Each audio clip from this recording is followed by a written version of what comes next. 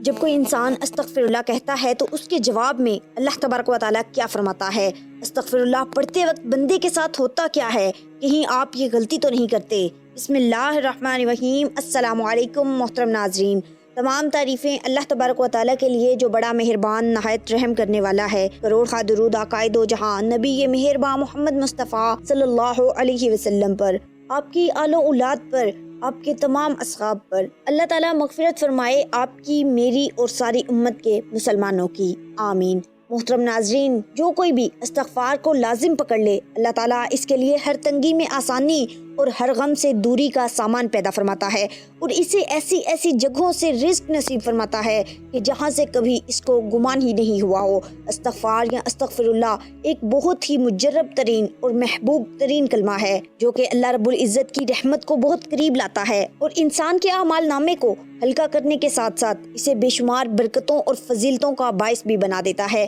یہ ایک ایسا عمل ہے جس پر اللہ رب العزت نے اپنی عزت اور جلال کی قسم کھائی ہے۔ محترم ناظرین، آج کی اس ویڈیو میں آپ کو قرآن و حدیث کے حوالہ جات سے بتائیں گے اور ورد کی کس قدر تاکید بیان کی گئی ہے کہ یہ ایک چھوٹا سا کلمہ کتنا جادوئی اثر رکھتا ہے، اس سے آپ کو آگاہ کریں گے۔ لہٰذا آپ سے گزارش ہے کہ ویڈیو کو آخر تک ضرور دیکھیے گا۔ محترم ناظرین، قیامت کے دن جو شخص اپنے نامہ اعمال میں استغفار کی کثرت پائے گا، اس کے لیے خوشخبری ہے۔ استغفار کا عمل اللہ تعالیٰ کو بے حد محبوب ہے۔ ایک حدیث مبارکہ میں پیارے آقا صلی اللہ علیہ وسلم نے ارشاد فرمایا کہ جب بندہ اللہ سے توبہ کرتا ہے تو اس کی توبہ سے رب کریم اس سے زیادہ راضی ہوتا ہے جتنا تم میں سے کوئی اس وقت ہوتا ہے جب وہ اپنی سواری پر جنگل و بیابان میں جا رہا ہو، اچانک وہ سواری اس سے گم ہو جائے، اس حال میں کہ اس کے اوپر اس کا کھانا پینا بھی رکھا ہو، اور وہ اس کی واپسی سے مایوس ہو جائے اور ایک درخت کے سائے میں آ کر لیٹ جائے۔ ابھی وہ اس حال میں ہو کہ دفعتاً دیکھے کہ وہ سواری اس کے پاس کھڑی ہے، بس وہ اس کی لگام تھام لے،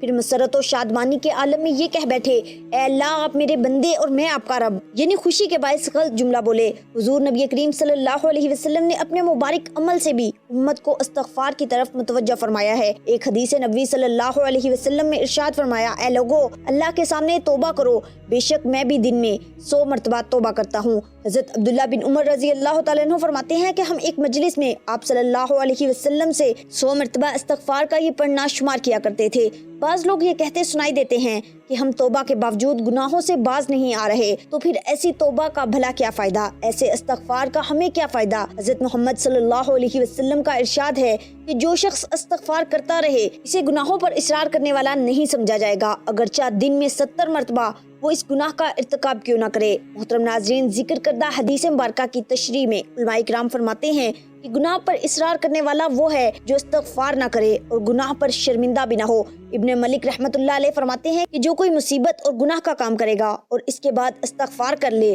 اور اظہار ندامت سے کام لے، وہ برائی پر اصرار کرنے سے نکل گیا۔ محترم ناظرین، انسان ہونے کے ناطے ہم سے دن میں ایسے ہزار گناہ سرزد ہو جاتے ہیں جن سے خود ہم بھی بے خبر رہتے ہیں، یا پھر ہم ان گناہوں کو ہلکا پھلکا لے لیتے ہیں، جبکہ کسی گناہ کو ہلکا یا کم سمجھنا ہماری بہت بڑی غلطی ہوا کرتی ہے۔ گناہوں پر شرمسار ہونا، اپنی لغزش کا اقرار کرنا اور اپنے جرم کا اعتراف کرنا، یہ وہ مبارک اور بابرکت عمل ہے جس کا توڑ شیطان کے پاس نہیں ہے۔ امام عزیر رحمۃ اللہ علیہ فرماتے ہیں کہ ابلیس نے اپنے چیلوں سے کہا کہ تم انسانوں کو کس طرح سے گمراہ کرتے ہو؟ وہ کہنے لگے کہ ہم ہر طریقے سے انہیں گمراہ کرتے ہیں۔ ابلیس نے جواب میں کہا، کیا استغفار کے بارے میں بھی تم نے انہیں گمراہ کیا ہے؟ یہ سن کر شیطانوں نے جواباً کہا کہ استغفار تو وہ عمل ہے جو توحید باری تعالیٰ کے ساتھ جڑا ہے، اس پر ہمارا زور بھلا کیسے چل سکتا ہے؟ ابلیس نے کہا، میں انسانوں کے درمیان ایسی چیز پھیلاؤں گا جس پر انہیں استغفار کرنے کی نوبت ہی نہیں آئے گی۔ امام عزیر رحمۃ اللہ علیہ فرماتے ہیں کہ شیطان نے انسانوں میں خواہشات اور تمناؤں کو پھیلا دیا جسے کوئی گناہ نہیں سمجھتا اور اس پر استغفار بھی نہیں کرتا۔ حضرت ابو سعید خدری رضی اللہ تعالیٰ عنہ کی روایت ہے کہ پیارے آقا سرور دو جہاں خاتم النبیین صلی اللہ علیہ وسلم نے ارشاد فرمایا، بے شک شیطان نے حق تعالیٰ سے کہا کہ اے میرے رب، تیری عزت کی قسم، میں ہمیشہ تیرے بندوں کو گمراہ کرتا رہوں گا جب تک ان کی روحیں ان کے جسموں میں موجود رہیں گی۔ جواب میں اللہ رب العالمین نے ارشاد فرمایا، میری عزت کی قسم، میرے جلال کی قسم، میرے بلند مرتبے کی قسم، جب تک میرے بندے مجھ سے مغفرت طلب کرتے رہیں گے میں انہیں معاف کرتا رہوں گا۔ محترم ناظرین، کسی شخص نے امیر المؤمنین مولا علی رضی اللہ تعالیٰ عنہ کے سامنے بلند آواز سے استغفر اللہ کہا تو آپ نے اس سے فرمایا کہ کچھ معلوم بھی ہے کہ استغفار کیا ہے؟ استغفار بلند منزلت لوگوں کا مقام ہے اور یہ ایک ایسا لفظ ہے جو 6 باتوں پر حاوی ہے، اور یہ کہ جو ہو چکا ہے اس پر نادم ہو، دوسرا یہ کہ ہمیشہ کے لیے اس کے مرتکب نہ ہونے کا پکا ارادہ کر چکا ہو، تیسرا یہ کہ مخلوق کے حقوق ادا کرنا یہاں تک کہ اللہ کے حضور میں اس حالت میں پہنچو کہ تمہارا دامن پاک و صاف ہو اور تم پر کوئی مواخذہ نہ ہو، چوتھا یہ کہ جو فرائض تم پر عائد کیے گئے تھے اور تم نے انہیں ضائع کر دیا تھا انہیں اب پورے طور پر بجا لاؤ، پانچواں یہ کہ جو گوشت حرام سے نشو نما پاتا رہا اس کو غم و اندوز سے پگھلاؤ یہاں تک کہ کھال کو ہڈیوں سے ملا دو، پھر سے ان دونوں کے درمیان نیا گوشت پیدا ہو، اور چھٹا یہ کہ اپنے جسم کو اطاعت کے رنج سے آشنا کرو جس طرح اسے گناہ کی شرینی سے لذت اندوز کیا ہے، اور پھر کہو استغفر اللہ۔ اس فرمان سے ناظرین یہ مطلب نہیں کہ استغفار نہیں پڑھنا چاہیے یا بلند آواز میں پڑھنے میں کوئی برائی ہے، بلکہ یہ فرمان استغفار اور استغفر اللہ پڑھنے والے کا صحیح مقام پہچاننے اور اپنے قول میں صادق ہونے کا تقاضا کرتا ہے۔ اس فرمان میں اس جانب اشارہ ہے کہ استغفار کیسے عمل ہے جس پر وعدہ خداوندی ہے کہ امت عذاب سے محفوظ رہے گی۔ آج جو ہم طرح طرح کے عذابات کا شکار ہو رہے ہیں اس کی وجہ یہی ہے کہ ہم اللہ رب العزت سے سچے دل سے معافی نہیں مانگتے اور استغفار نہیں کیا کرتے، کیونکہ اگر ہم گناہوں کے بعد سچے دل سے استغفار کرتے رہتے تو ہم اس طرح کی پریشان کن حالت سے کبھی بھی دوچار نہ ہوا کرتے، کیونکہ قرآن مجید فرقان حمید میں اللہ تبارک و تعالیٰ ارشاد فرماتا ہے اور اللہ تعالیٰ ہرگز عذاب نہ کرتا ان پر جب تک تو رہتا ان میں، اور اللہ ہرگز عذاب نہ کرے گا ان پر جب تک وہ معافی مانگتے رہیں گے۔ محترم ناظرین، حضرت علی رضی اللہ تعالیٰ عنہ کا ارشاد ہے کہ عرض کائنات میں 2 امان دیے گئے ہیں، زمین کے 2 امان میں سے ایک تو اٹھا لیا گیا اور وہ رسول اللہ صلی اللہ علیہ وسلم کی ذات گرامی ہے، اور دوسرا امان باقی رہ گیا اور وہ استغفار ہے، اس کو مضبوطی سے پکڑ لو۔ محترم ناظرین، معلوم ہوا کہ امت جب تک استغفار کرتی رہے گی تو اللہ تبارک و تعالیٰ کے عذاب سے محفوظ رہے گی۔ اس بات کی مزید تائید اس حدیث شریف سے بھی ہوتی ہے۔ مسند احمد میں حضرت فضالہ بن عبید رضی اللہ تعالیٰ عنہ حضور اقدس صلی اللہ علیہ وسلم کا ارشاد مبارک نقل کرتے ہوئے فرماتے ہیں کہ بندہ عذاب خداوندی سے امن میں ہے جب تک کہ وہ استغفار کرتا ہے۔ معلوم یہ ہوا کہ ہمیں ہر وقت ہر گھڑی استغفار یعنی گناہوں سے معافی مانگتے رہنا چاہیے۔ حضرت بکر بن عبداللہ مزانی جو اپنے وقت کے فقیہ اور ابتدائی تابعین میں سے تھے، وہ کہیں راستے میں جا رہے تھے، ان کے آگے آگے ایک لکڑہارا بھی چل رہا تھا اور وہ یہ کہہ رہا تھا الحمدللہ استغفر اللہ۔ تو حضرت بکر بن عبداللہ نے ان سے کہا کہ کیا تو اس کے علاوہ اور بھی کوئی دوسری چیز نہیں جانتا؟ لکڑہارے نے کہا کہ کیوں نہیں، میں حافظ قرآن ہوں اور بہت ساری باتیں جانتا بھی ہوں، لیکن انسان گناہ اور فضل و انعام کے مابین ادھر ادھر رخ بدلتا رہتا ہے، اسی لیے میں اللہ تبارک و تعالیٰ سے اپنے گناہوں کی بخشش مانگتا ہوں اور اس کے فضل و انعام کے لیے اس کا شکر اور تعریف بجا لاتا ہوں۔ تو بکر بن عبداللہ نے کہا بکر نادان رہ گیا اور لکڑہارا حقیقت کو پا گیا۔ محترم ناظرین، استغفار ایک بہت ہی بڑی عبادت ہے جس کا شرف اللہ رب العزت نے اپنے بندوں کو عطا کیا ہوا ہے۔ اللہ تعالیٰ کے نبی حضرت محمد صلی اللہ علیہ وسلم نے خود اپنے اوپر استغفار کو لازم کر رکھا تھا، پھر دیگر مسلمانوں کا حال کیا ہوگا؟ استغفار کرنے والوں کو اللہ کی محبت ملتی ہے اور اللہ مغفرت مانگنے والوں کو اور استغفار کرنے والوں پر بڑا ہی کرم فرماتا ہے۔ استغفار کے معنی مغفرت کی طلب کے ہیں اور مغفرت کے معنی گناہوں کی پردہ پوشی اور ان کے شر سے بچاؤ ہے۔ بندہ اللہ سے استغفار کرتا ہے کہ اللہ دنیا میں اس کے گناہوں پر پردہ ڈال دے اور اس کا گناہ اس کی رسوائی کا سبب نہ بنے، اور آخرت میں بھی اس کو ظاہر نہ کرے اور اپنی رحمت اور عفو و درگزر سے اس کا گناہ معاف فرما دے۔ محترم ناظرین، استغفار کی فضیلت یہ ہے کہ قرآن کریم میں استغفار کرنے کی ترغیب کثرت سے ہمیں دی گئی ہے۔ ایک مقام پر اللہ رب العزت کا فرمان ہے اللہ سے استغفار کرتے رہو، بے شک اللہ بڑا غفور الرحیم ہے۔ محترم ناظرین، ابن کثیر رحمۃ اللہ علیہ فرماتے ہیں رات کی آخری گھڑیاں یعنی تہجد کا وقت استغفار کا بہترین وقت ہے۔ حضرت یعقوب علیہ السلام کو ان کے بیٹوں نے جب معافی کی درخواست کرنے کو کہا تو انہوں نے سحر کے وقت کا انتظار کیا اور سحر میں اللہ رب العزت سے ان کے لیے معافی کی درخواست فرمائی۔ ناظرین، ایک بڑا مشہور واقعہ ہے، ایک بار امام احمد بن حنبل رحمۃ اللہ علیہ سفر میں تھے، ایک قصبے میں انہیں رات پڑ گئی تو نماز کے بعد انہوں نے مسجد ہی میں ٹھہرنے کا ارادہ کر لیا۔ ان کی عاجزی اور انکساری نے یہ بالکل گوارا نہ کیا کہ وہ لوگوں کو جا کر اپنا تعارف کروائیں اور خوب آؤ بھگت کروائی جائے۔ مسجد کے خادم نے امام کو نہیں پہچانا اور ان کو مسجد سے باہر نکلنے کا کہا۔ امام امام نے سوچا کہ مسجد کے دروازے پر سو جاتا ہوں، لیکن خادم وہاں سے بھی کھینچ کر نکالنا چاہتا تھا۔ یہ تمام منظر ایک نان بھائی نے دیکھ لیا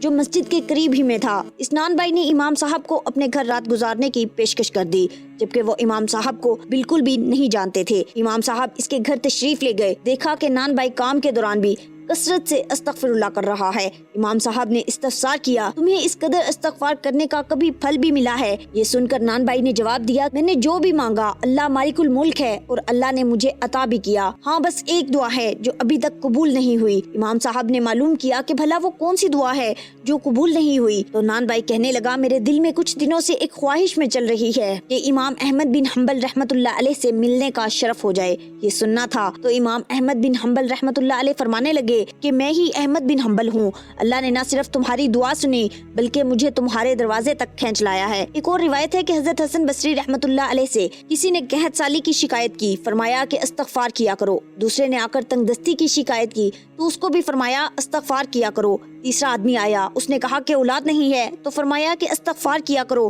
چوتھے نے آ کر شکایت کی کہ پیداوار نہیں ہو رہی، زمین میں کمی ہے، فرمایا استغفار کرو۔ کسی نے پوچھا کہ آپ نے ہر شکایت کا ایک ہی علاج کیسے تجویز فرما دیا؟ تو انہوں نے یہ آیت تلاوت فرمائی جس کا ترجمہ ہے، استغفار کرو اپنے رب سے، بے شک وہ بخشنے والا ہے، وہ کثرت سے تم پر بارش بھیجے گا اور تمہارے مال اور اولاد میں ترقی دے گا اور تمہارے لیے باغات بنا دے گا اور تمہارے لیے نہریں جاری فرما دے گا۔ واضح رہے کہ استغفار پر اللہ تعالیٰ نے جن جن انعامات کا اس آیت میں اعلان فرما دیا تو ان چاروں کو انہی کی حاجات درپیش تھی، لہٰذا حسن بصری رحمت اللہ علیہ نے سب کو استغفار ہی کی تلقین کی۔ حضرت محمد صلی اللہ علیہ وسلم نے ارشاد فرمایا، خدا کی قسم میں دن میں 70 سے زیادہ مرتبہ استغفار کرتا ہوں اور اللہ کی بارگاہ میں توبہ کرتا ہوں۔ آپ نے اکثر دیکھا ہوگا بہت سارے لوگوں کی زبان پر استغفر اللہ کے الفاظ ہوتے ہیں، کوئی غلط بات ہوئی تو انہوں نے استغفر اللہ کہا، تو اس طرح لوگ استغفر اللہ کہنے کے عادی ہو جاتے ہیں۔ استغفر اللہ کا مطلب ہے کہ اے اللہ تو ہمیں بخش دے۔ صرف استغفر اللہ کہہ دینے سے آپ کی توبہ قبول نہیں ہوتی، کیونکہ عام طور پر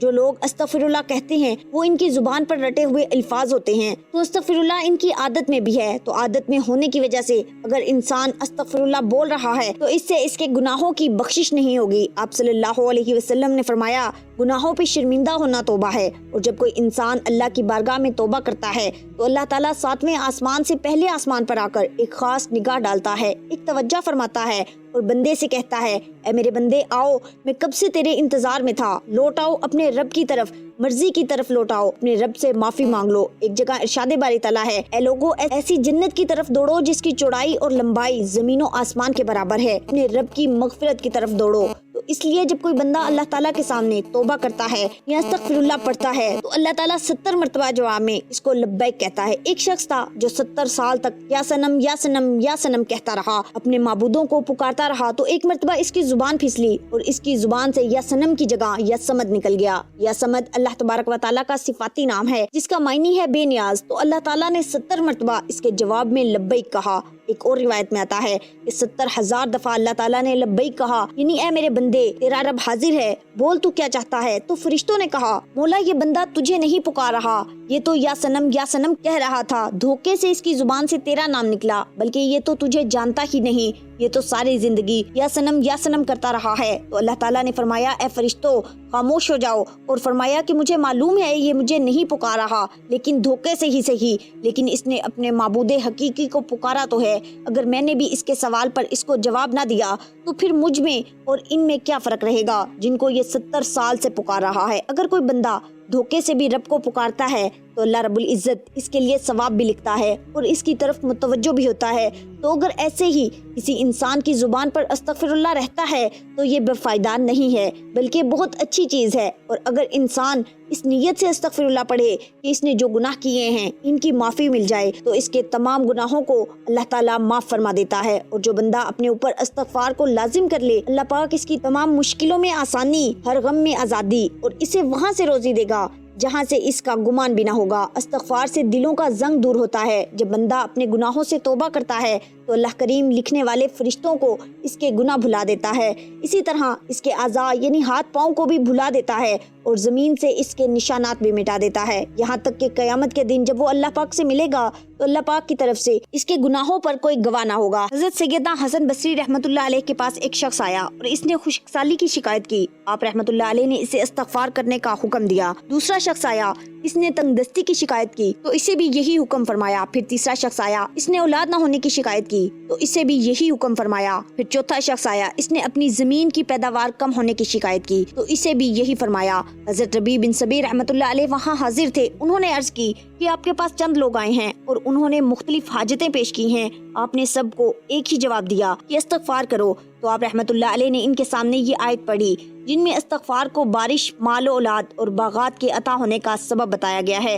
تو اپنے رب سے معافی مانگو، بے شک وہ بڑا معاف فرمانے والا ہے، وہ تم پر موسلا دھار بارش بھیجے گا اور مال اور بیٹوں سے تمہاری مدد کرے گا اور تمہارے لیے باغ بنا دے گا اور تمہارے لیے نہریں بنائے گا۔ جب کوئی بندہ کسی گناہ کو اللہ تعالیٰ کی نافرمانی جان کر اس کی کرنے پر شرمندہ ہوتے ہوئے رب سے معافی مانگے اور آئندہ کے لیے اس گناہ سے بچنے کا پکا ارادہ کرے اور اس گناہ کی تلافی کے لیے کوشش کرے، مثلا نماز قضا کی تھی تو اب ادا بھی کرے گا، چوری کی تھی یا رشوت لی تھی تو بعد میں وہ مال اصل مالک یا اس کے ورثاء کو واپس کرے یا معاف کروا لے، اور اگر اصل مالک یا ورثاء نہ ملے تو ان کی طرف سے راہ خدا میں اس نیت سے صدقہ کر دے کہ وہ لوگ جب ملیں اور صدقہ کرنے پر راضی نہ ہوئے تو اپنے پاس سے انہیں واپس کر دوں گا۔ تو اب استغفار کی تمام تر اہمیت اور فضائل کے باوجود بعض بد نصیب نفس و شیطان کے بہکاوے میں آ کر توبہ و استغفار کرنے میں ٹال مٹول سے کام لیتے ہیں۔ توبہ کا موقع ملنا بھی بہت بڑی سعادت کی بات ہے، بہت سے لوگوں کو توبہ کا موقع بھی نہیں ملتا اور وہ بغیر توبہ کیے اس دار فانی سے چلے جاتے ہیں۔ موت کا کوئی بھروسہ نہیں،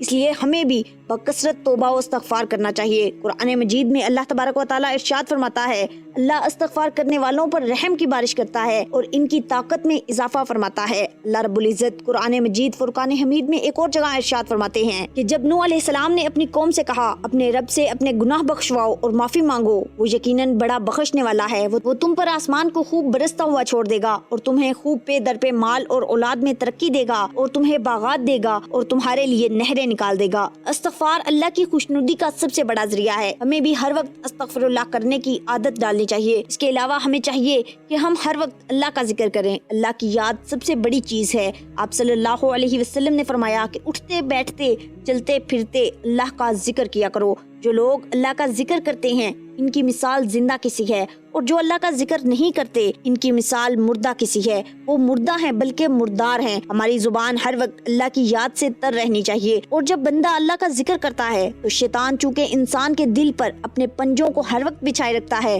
جب بندہ اللہ کا ذکر کرتا ہے تو پھر وہ اپنے پنجوں کو ہٹا لیتا ہے، اور جب بندہ ذکر کرنا بند کر دیتا ہے تو وہ پھر اپنے پنجوں کو بندے کے دل پر رکھ لیتا ہے۔ تو اس لیے ہر وقت ہمیں اللہ کا ذکر کرنا چاہیے، درود پاک کی کثرت کرنی چاہیے، استغفر اللہ جیسے الفاظ کو اپنی زبان پہ رکھنا چاہیے۔ اللہ پاک سے دعا ہے کہ اللہ تعالیٰ ہمیں گناہوں سے بچنے اور سچی توبہ کرنے کی توفیق عطا فرمائے، آمین۔ دعا ہے کہ اللہ پاک میرا سنانا اور آپ کا سننا اپنی بارگاہ الہی میں قبول و منظور فرمائے۔ محترم ناظرین، امید کرتی ہوں آپ کو آج کی ویڈیو پسند آئی ہوگی۔ ویڈیو اچھی لگے تو اسے لائک اور شیئر ضرور کیجیے اور کمنٹ باکس میں اللہ تعالیٰ کے 99 ناموں میں سے ایک نام ضرور ٹائپ کریں۔ ملتے ہیں اگلی ویڈیو میں، تب